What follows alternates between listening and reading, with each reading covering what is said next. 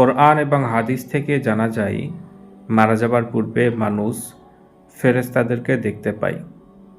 তো এখন কথা হচ্ছে, মারা যাবার পূর্বে মানুষ যখন ফেরেশতাদেরকে দেখতে পায় তখন সেই মানুষটি অন্যান্য মানুষদেরকে কেন বলে না যে আমার সামনে ফেরেশতা এসেছে, আমি আজীব কিছু জিনিস দেখতে পাচ্ছি, এভাবে কেন বলে দেয় না? আবার অনেকে এও প্রশ্ন করেন যে যদিই বা মারা যাওয়ার সময় ফেরেশতারা মানুষের সামনে আসে, তাহলে বিজ্ঞান কেন সেটা প্রমাণ করতে পারে না?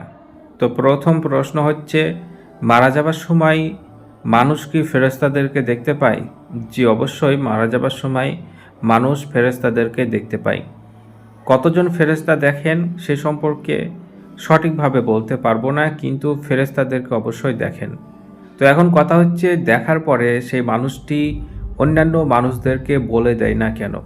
দেখুন, মারা যাবার পূর্বে ফেরেশতাদেরকে দেখানো হয়, তার কারণ হচ্ছে সেই মাইয়িত বা মারা যাওয়া ব্যক্তিকে এটা বলা হয় যে তুমি এই দুনিয়া ছেড়ে এমন একটি দুনিয়াতে যাচ্ছ যেখানে তোমার এই ফেরেশতাদের সঙ্গে চলাফেরা করতে হবে, তার সঙ্গে সল জব করতে হবে, ইত্যাদিভাবে কাজ করতে হবে। এজন্য তার প্রথম ধাপ হিসাবে মারা যাবার পূর্বে ফেরেশতাদেরকে দেখানো হয়।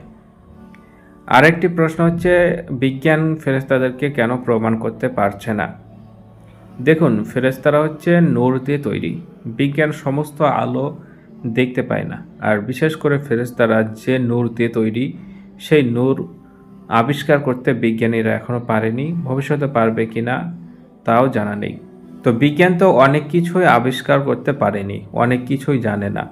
বিজ্ঞান আমাদের মতোই মানুষ, তারা গবেষণার মাধ্যমে অনেক কিছু আবিষ্কার করে, অনেক কিছু জিনিস জানতে পারে। বিজ্ঞানের জানার বাইরে আরও অনেক কিছুই থাকতে পারে। বিজ্ঞান সব কিছুই যে আবিষ্কার করতে পেরেছে তাও বিজ্ঞান দাবি করে না।